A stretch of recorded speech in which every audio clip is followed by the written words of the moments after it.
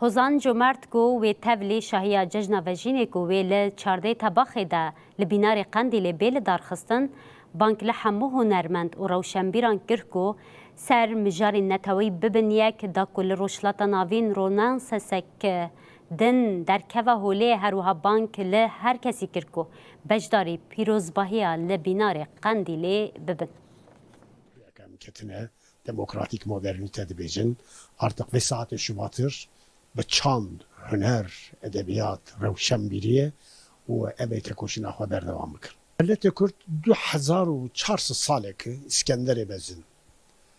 Yani 2400 sal berê êrişî ser İranê heta Hindistanê lê xistibû ku yani aryan ortaya da rake.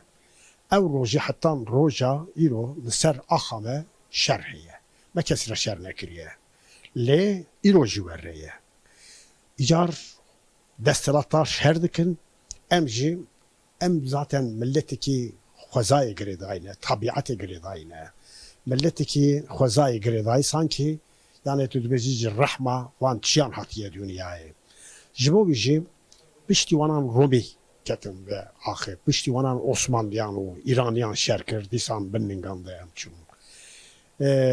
Piştî wî jasperestiya Ereban bi navê İslamê ketin ser axê da em bibêjin yani milletê Kurd derbekî mezin nîst. Fakat panzî tebaxê cara yek emînekî dîroka milletê Kurd da cara yek emînekî û hemû teybetmendiyê xwe sosyal, siyasî, kulturî, ahlakî û parastina reva vanan temel girt û desthilatdar hemû karakterê wanan yek e.